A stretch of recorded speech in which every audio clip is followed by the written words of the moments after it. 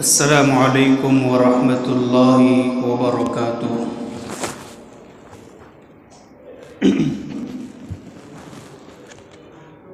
الحمد للہ نحمده ونستعینه ونستغفره ونؤمن به ونتوکل علیہ ونعوذ باللہ من شرور انفسنا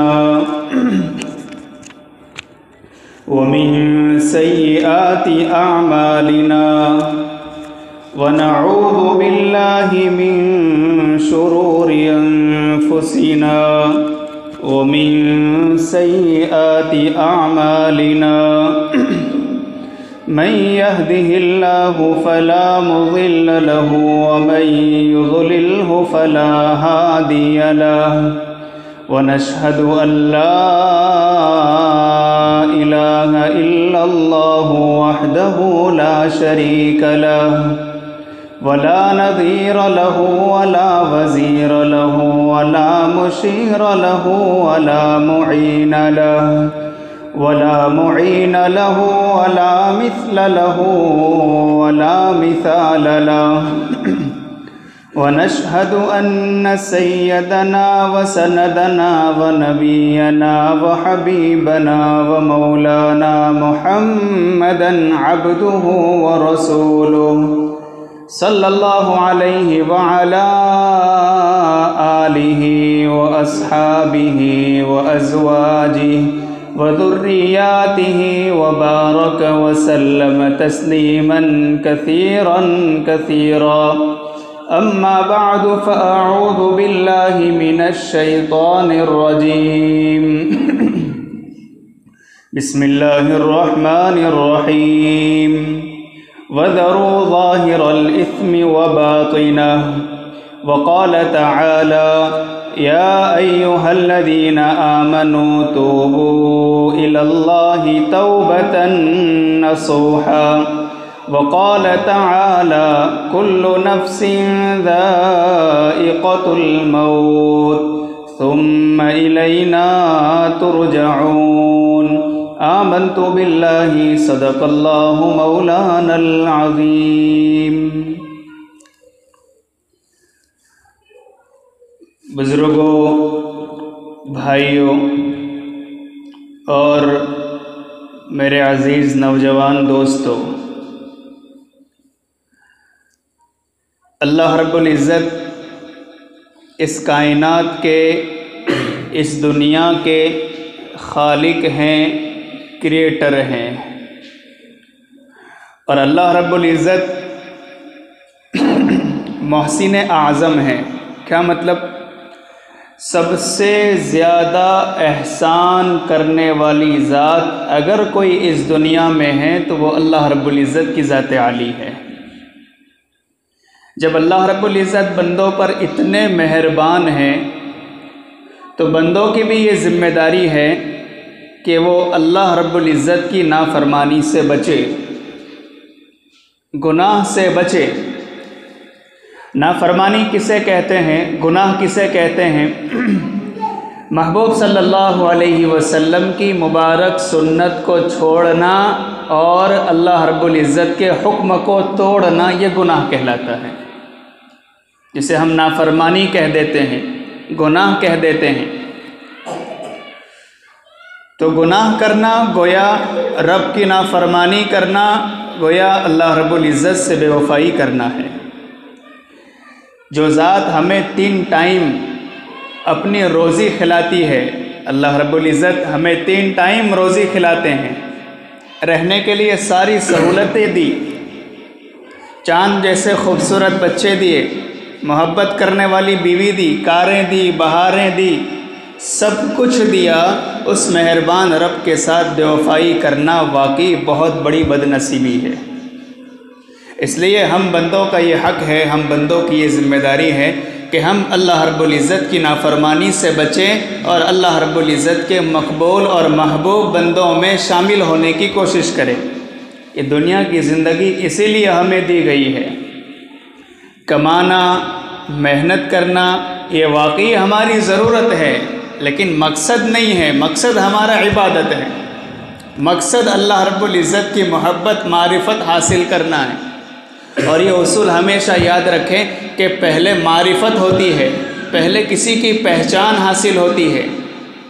آپ نے مجھے اب تک نہیں پہچانا تھا، لیکن میں آپ کو پہچانتا ہوں، تو پہلے پہچان ہوتی ہے، پھر محبت پیدا ہوتی ہے، اور محبت اطاعت پر ابھارتی ہے، اور اگر اطاعت کی سمت صحیح ہوگی تو انشاءاللہ ہمارے حق میں جنت کا فیصلہ ہوگا۔ اس لیے ہم سب کی یہ بڑی ذمہ داری ہے کہ ہم اپنے رب کو پہچانیں۔ مہربان رب کی کیا طاقت ہے، اللہ رب العزت کی کیا صفات ہے، اللہ تعالیٰ کتنے قادر ہیں، طاقت والے ہیں، کتنے مہربان ہیں، اللہ کی رحمت کتنی وسیع ہے، اس کو پہچاننے اور جاننے کی ضرورت ہے۔ اور آج کل ہم گناہ کیوں کرتے ہیں، نافرمانی کیوں کرتے ہیں کہ صغیرہ ہے، ہم کون سا بڑا گناہ کر رہے ہیں، گناہ کبیرہ تھوڑی کر رہے ہیں، ہم تو گناہ صغیرہ کر رہے ہیں، چھوٹے گناہ کرنے میں کیا حرج ہے۔ حضرت حکیم الامت مولانا اشرف علی صاحب تھانوی نور اللہ مرقدہ بہت پیاری بات بیان فرماتے تھے کہ چھوٹے گناہ صغیرہ کو بھی صغیرہ سمجھ کر نہ کرو، اس لیے کہ تمہارے مکانات کو جلانے کے لیے صرف ایک چنگاری کافی ہے، لہٰذا اگر اللہ تعالیٰ سزا دینا چاہیں تو صغیرہ گناہوں پر بھی سزا دے سکتے ہیں۔ آگ کی ایک چنگاری پورے مکان کو جلانے کے لیے کافی ہو جاتی ہے، بس ایک نافرمانی ہماری زندگی کو جلانے کے لیے کافی ہو جائے گی۔ آج نمازیں کیوں چھوٹ جاتی ہے، کھیت میں بہت کام ہے، نماز چھوڑ دی، مقصد اور مقصد کو ضرورت کے تابع کر دیا، ہماری ضرورتیں پوری ہو جائے، مقصد چاہے پورا ہو نہ ہو۔ اب میں سورت سے یہاں تک کا سفر کر کے آپ کے درمیان حاضر ہوا، میرا کیا مقصد ہے؟ کیا مقصد ہے؟ آپ کی زیارت، آپ کے درمیان اپنی معروضات پیش کرنا، اللہ کا فرمان سنانا تاکہ میری خود کی اصلاح ہو۔ اب میں اپنے مقصد سے غافل ہو جاؤں اور اپنی ضروریات میں لگ جاؤں تو ضرورت تو مجھے پورا کرنا ہی ہے، مگر مقصد کو پیش نظر رکھنا ہے۔ اس لیے ہم سب اس بات کا ہمیشہ استحضار رکھیں کہ وہ مہربان رب ہمیں ہمیشہ دیکھ رہا ہے، ہم اللہ رب العزت کی نگاہوں میں ہیں۔ وہ جب پکڑنے پر آتا ہے تو چاول کے ایک ایک دانے اور پانی کے ایک ایک گھونٹ کا محتاج کر دیتا ہے۔ اللہ تعالیٰ کے یہاں مالداری نہیں دیکھی جاتی، حسب نسب نہیں دیکھا جاتا، اللہ تعالیٰ کے یہاں خوبصورتی نہیں دیکھی جاتی، وہاں صفات دیکھی جاتی ہے کہ دل بنا ہے یا نہیں بنا ہے، دوسروں کے بارے میں دل میں ہمدردی ہے یا نہیں، علماء کرام حافظ قرآن کا دل میں احترام ہے یا نہیں، صفات دیکھی جاتی ہے، ذات نہیں دیکھی جاتی، صفات دیکھی جاتی ہے۔ اور گناہ کے سبب دل پھر مردہ ہو جاتے ہیں، اور جب دل مردہ ہو جاتے ہیں تو مسجد کے دروازے پر بیٹھا ہوگا، اذان سن کر چلا جائے گا مگر اندر نہیں آئے گا، کیونکہ دل مردہ ہو گیا۔ اس مہینے میں قرآن کھولا ہوگا، ماہ رمضان میں، اور اب تک 7-8 مہینے ہو چکے، ایک محبت بھری نگاہ بھی قرآن کریم پر نہیں ڈال سکا، یہ علامت اس بات کی کہ دل مردہ ہے۔ ماں تڑپ رہی ہے، 70 سال کی ہو چکی، مگر بیٹا ایک گلاس کا پانی کا نہیں پوچھتا، یہ علامت اس بات کی کہ دل مردہ ہے۔ یہ گناہ کے سبب پھر دل مردہ ہو جاتے ہیں۔ اللہ ہماری حفاظت فرمائے۔ حضرت حسن بصری رحمۃ اللہ علیہ فرمایا کرتے تھے کہ دل کے مردہ ہونے کے 6 اسباب ہیں۔ کیوں ہمارے دل مردہ ہو جاتے ہیں؟ اس کے 6 اسباب ہیں۔ نمبر 1، لا یرضون بقسمت اللہ، کہ اللہ تعالیٰ کی تقسیم پر راضی نہیں ہوتے۔ اللہ رب العزت نے کسی کو کھیت بڑا دے دیا، کسی کو ایک گاڑی زیادہ دے دی، کسی کے بیٹے کو حافظ قرآن بنا دیا تو کسی کے بیٹے کو انجینئر بنا دیا، اب اللہ کی تقسیم پر راضی نہیں ہے، شکوے شکایت کرتے ہیں۔ حسد اور حرص یہ اللہ کی تقسیم پر راضی نہ ہونے کی کھلی علامتیں ہیں۔ کسی کے بارے میں دل میں جلن رکھنا، لالچ کرنا، میرے کو کائی کو زیادہ نہیں ملا، اور اس کے پاس اتنا بڑا مکان کیسے آیا، کہاں اس نے ڈنڈی ماری ہے، کس کی زمین ہڑپ کی ہے، یہ سب باتوں کی کوشش میں لگنا، یہ حسد، جلن اور حرص، لالچ ہے، اور یہ اس بات کی علامت ہے کہ یہ بندہ اللہ کی تقسیم پر راضی نہیں، یہ گویا اللہ سے محبت ہی نہیں کرتا۔ اور نمبر 2، یأکلون رزق اللہ ولا یشکرون، اللہ تعالیٰ کا دیا ہوا رزق تو کھاتے ہیں لیکن شکر ادا نہیں کرتے، ناشکری ہمارا شیوا بنا ہوا ہے۔ वश्कुरूली वला तकफुरून। अल्लाह का कुरान कह रहा है, ओ बंदो अल्लाह का शुक्र अदा करो, नाशुक्री ना करना। लइन शकर तुम, अगर शुक्र अदा करोगे, लाज़ीदन्नकुम, हम नेमतों में इजाफ़ा कर देंगे और ज़्यादा देंगे।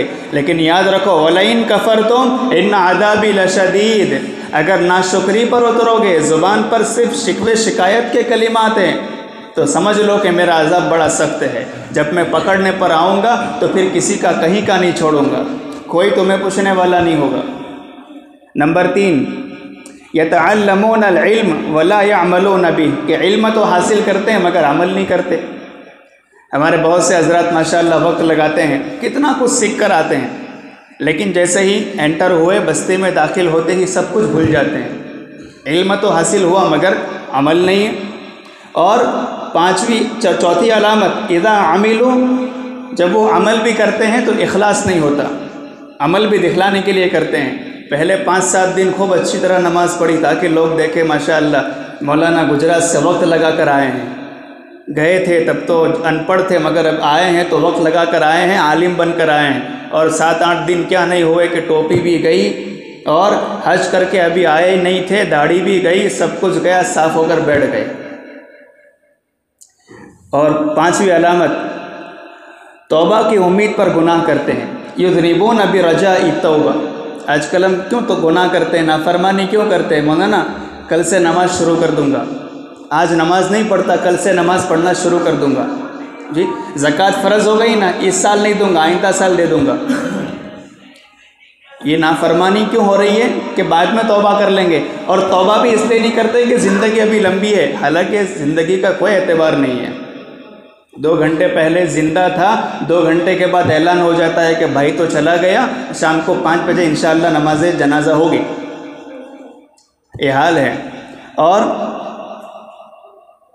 मुर्दों को दफन करते हैं मगर इबरत नहीं पकड़ते।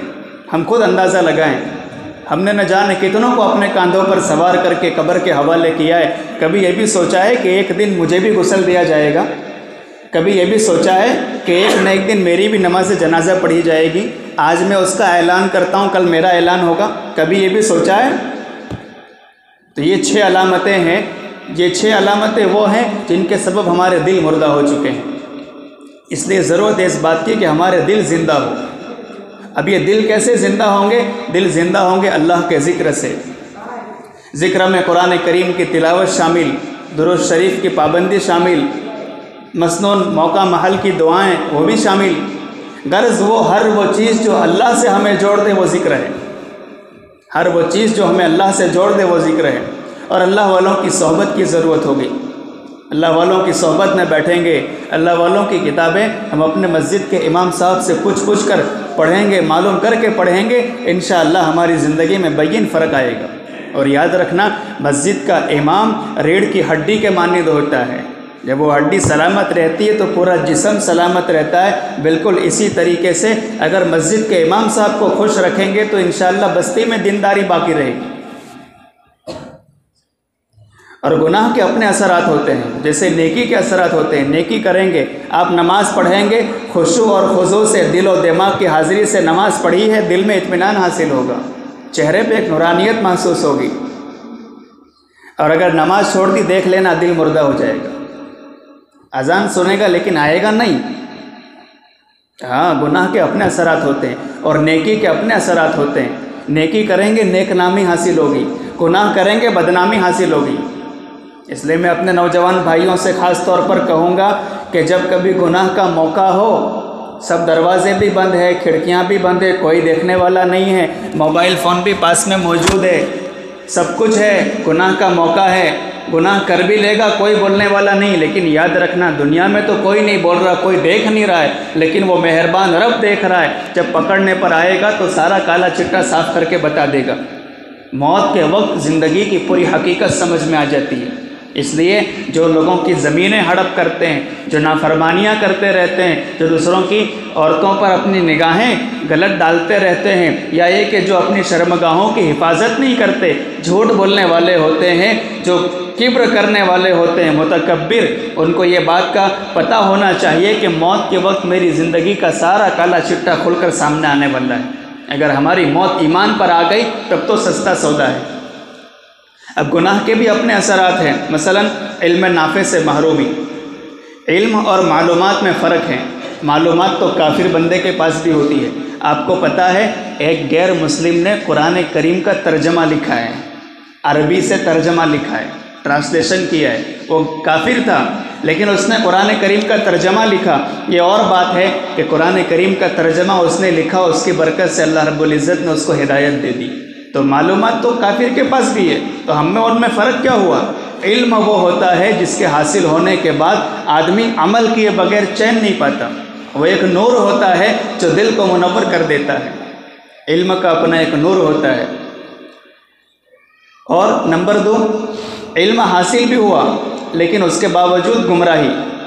آج کل یہی حال ہے، جیسے کسی کو پتہ نہیں ہے کہ سگریٹ پینے سے تکلیف ہوتی ہے، کس کو پتہ نہیں ہے کہ گٹکا کھاتے ہیں یا اور جو شراب وغیرہ پیتے ہیں اس سے ہماری جسم کو ہلاکت کا اندیشہ ہے، کس کو پتہ نہیں، ہم سب جانتے ہیں لیکن اس کے باوجود بھی پیتے ہیں۔ معلوم یہ ہوا کہ علم کے باوجود گمراہی۔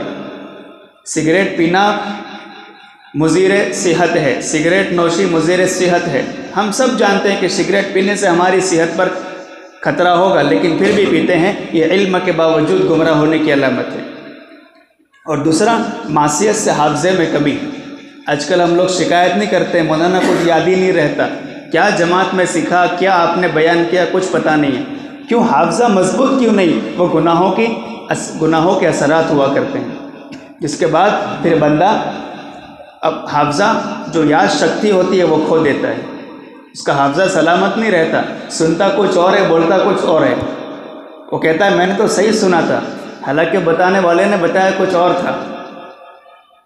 آپ لوگ سب جاگ تو رہے نا، کب تک سوئیں گے یا کب تک جاگیں گے؟ اس لیے کہ مجھے پتہ ہے مجھے سفر کرنے میں کتنی تکلیف ہوئی ہے، اتنا طویل سفر، تقریباً 800 کلومیٹر کا سفر کر کے میں اپنی ہدایت کے لیے آئی۔ اور بات ہے کہ آپ کو بھی اپنا شوق دکھلانا چاہیے۔ جب ایک بندہ آپ کے سامنے تیاری کر کے آپ کو اللہ کا فرمان، محبوب نبی کا فرمان سنا رہا ہے نا، اپنے دل کی اصلاح کے لیے ہم سب کوشش کریں تو اس میں ہمارا اپنا فائدہ ہے۔ کیا خیال ہے کہ جو سو رہے ہیں وہ جاگ جائیں؟ کیا خیال ہے؟ نہیں، یا یہ کہ آپ کا بیان ختم ہوگا اور ہم بھی جاگ جائیں گے؟ اس لیے کہ بیان ہوتا ہی سلانے کے لیے ہے۔ جب تک امام صاحب بیان کریں گے وہاں تک میری ایک نیند ہو جائے گی تاکہ پھر جا کر کام شروع کر دوں۔ نہیں، یہ بڑی بد نصیبی ہے، یہ محرومی ہے اور کچھ نہیں ہے، یہ محرومی ہے۔ اللہ ہماری حفاظت کرے۔ حضرت امام مالک رحمۃ اللہ علیہ نے امام شافعی کو نصیحت فرمائی، انی اری اللہ تعالی قد القى علی قلبک نورا فلا تطفئه بظلمۃ المعاصی، کہ اے نوجوان تمہارے دل میں ایک نور ڈالا گیا ہے، معاصی کی ظلمت سے اسے بجھا نہ دینا۔ تمہارے دل میں ایک نور ڈالا گیا ہے، گناہ کر کر کے، اللہ کی نافرمانی کر کر کے اس کو بجھا نہ دینا۔ تو یہ گناہ کے اپنے اثرات ہوتے ہیں۔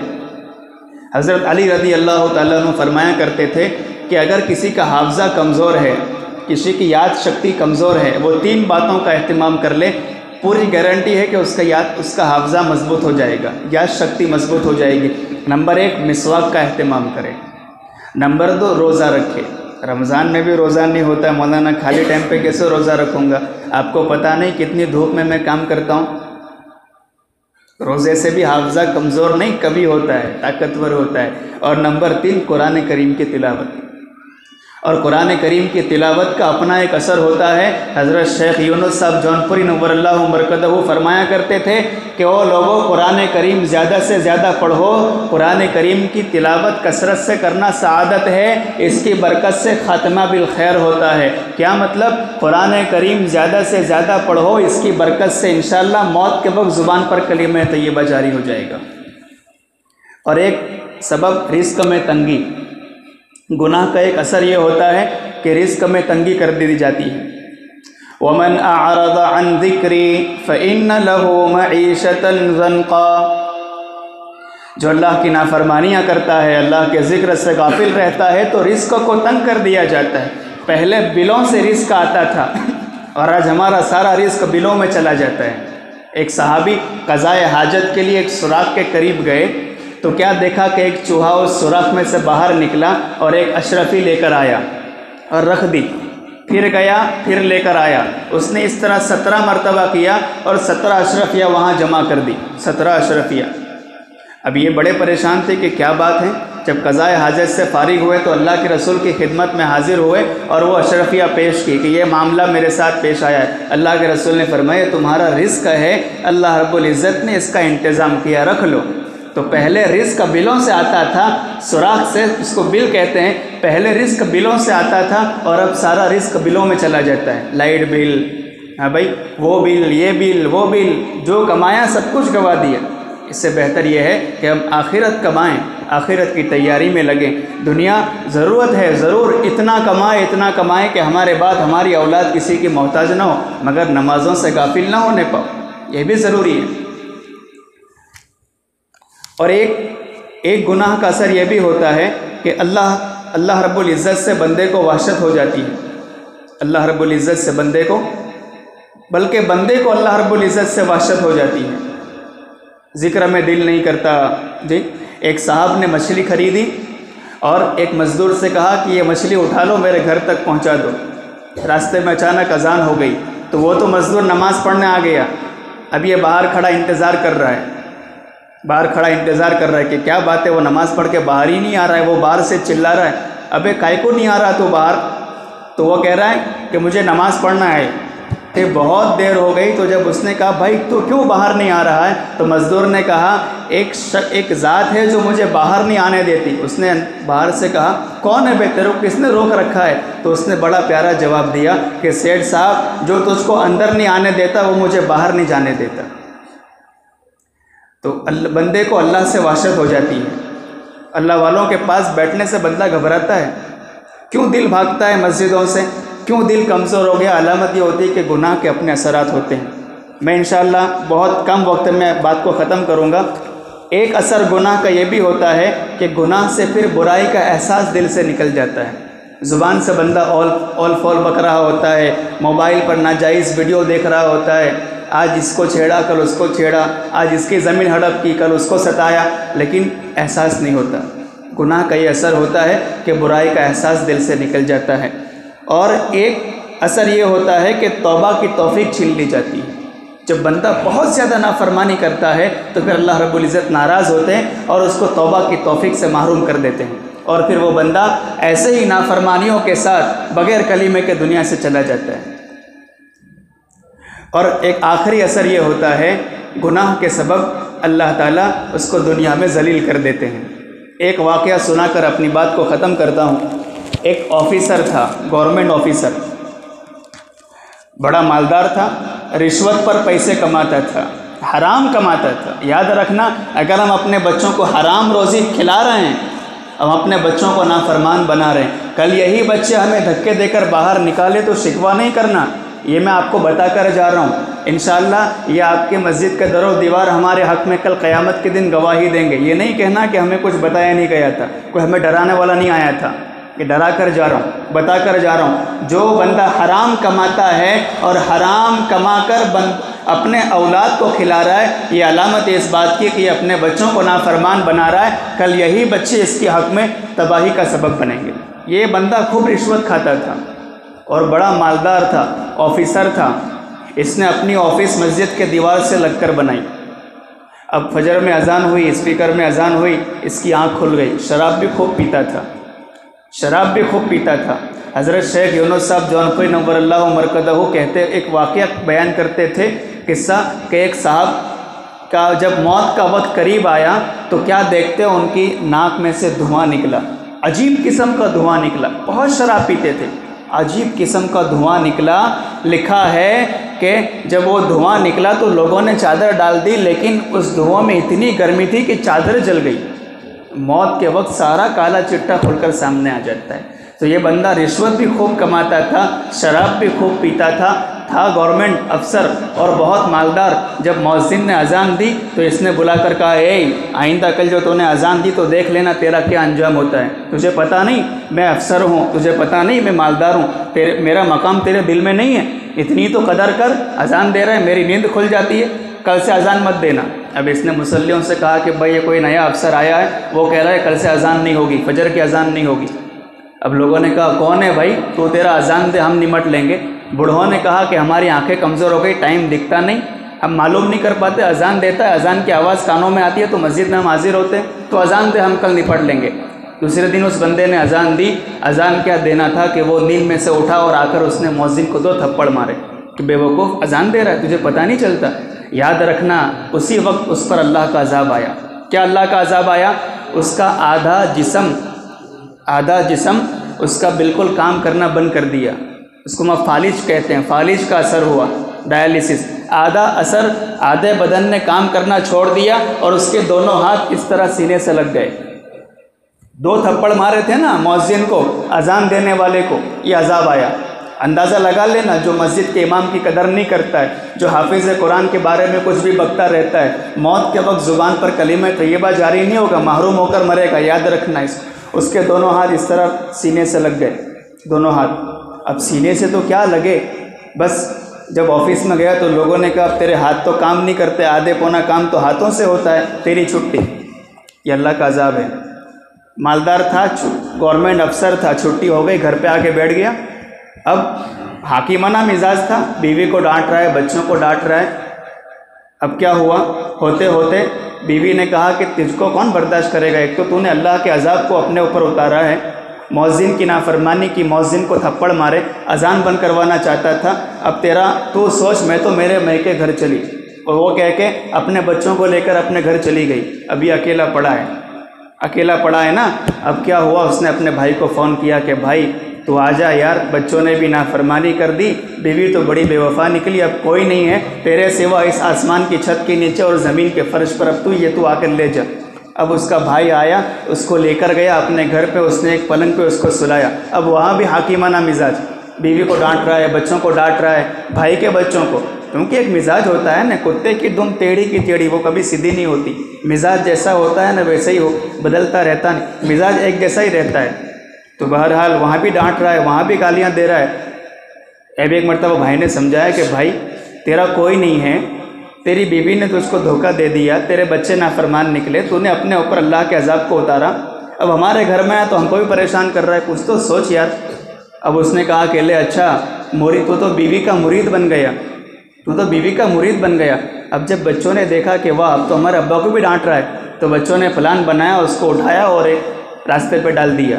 سخت گرمی کا موسم، اب جب دیکھا بھوک بھی لگ رہی ہے، گرمی بھی لگ رہی ہے، اور بچوں نے کیا ڈالا کہ باقی آدھا جسم پر بھی فالج کا اثر ہو گیا، اور یہ باقی آدھا جسم بھی سینے سے لگ گیا۔ تو یہ ہو گیا اور باقی آدھا جسم بھی سینے سے لگ گیا۔ اب یہ بڑا پریشان، اب اس نے چلانا شروع کیا، او لوگو مجھ پر رحم کرو، کچھ دے کر جاؤ۔ ایک وقت کا کروڑ پتی اب روڑ پتی بن گیا، چلانے والا اب بھیک مانگنے والا بن گیا۔ یہ اللہ کا عذاب ہوتا ہے۔ دنیا میں کبھی کبھی اللہ دکھا دیتے ہیں تاکہ لوگ عبرت پکڑیں، زیادہ ہوشیار میں نہ رہے کہ ہم تو سب کچھ اچھا طرح کرنے والے، ہماری موت بھی ایمان پر آئے گی۔ اب جب اس نے بھیک مانگنا شروع کیا تو ایک بندے کو رحم آیا، اس نوجوان نے 5 روپے دیے، وہ کہنے لگا لے میرے کو 5 روپے دیتا ہے، بھوک لگی ہے، جا ہوٹل سے کھانا لے کر آ۔ اب یہاں بھی وہی مزاج، سن کی مزاج وہی۔ اس نے کہا ٹھیک ہے چاچا میں آپ کو انتظام کر دیتا ہوں۔ وہ گیا اور روٹی لے کر آیا، اس نے کہا تجھے دکھتا نہیں میرے دونوں ہاتھ دونوں پیر کام نہیں کرتے، مجھے کون کھلائے گا، تو کھلا۔ اس نے کہا بے وہ پاگل، تیرے کو میں پیسے دے رہا تو بول رہا پیسے بھی نہیں چاہیے، کھانا لا کر دے رہا ہوں تو بول رہا ہے کھانا بھی کھلا، تو کیا میں تیرا نوکر ہوں؟ اے پکڑ، روٹی دے دی اس کو۔ اب اس نے سوچا کہ اب مجھے کھلانے والا بھی کوئی نہیں ہے، کہیں ایسا نہ ہو کہ کتا بھی روٹی لے کر چلا جائے اور میں ایسے ہی بھوکا پڑا رہوں۔ اب دیکھو کتاب میں لکھا ہے، کتاب آپ کو حوالہ بھی دے دوں، یہ کوئی بکواس نہیں، ذمہ داری کی جگہ ہے۔ بہت محنت کر کے تیاری کر کے میں آپ کے سامنے بیان کے نوٹس تیار کر کے بیان کر رہا ہوں تاکہ آپ کو بھی اطمینان ہو۔ کتاب میں لکھا ہے، کتاب کا نام ہے دنیا میں گناہوں کے اثرات، اس میں لکھا ہے کہ جب وہ بندہ وہاں سے روٹی پھینک کر چلا گیا تو اس نے روٹی کیسے اٹھائی؟ اپنے پیروں سے، جیسے کتا روٹی اٹھاتا ہے نا، اس طریقے سے روٹی اٹھائی اور اپنے پیروں سے اپنے ہاتھوں کے قریب کر کے اپنے منہ سے وہ روٹی کھانے لگا۔ اللہ نے اس کو ایسا ذلیل کر دیا، وَمَن يُهِنِ اللَّهُ فَمَا لَهُ مِن مُكْرِمٍ، اللہ جس کو رسوا کر دے اس کو کوئی عزت دینے والا نہیں۔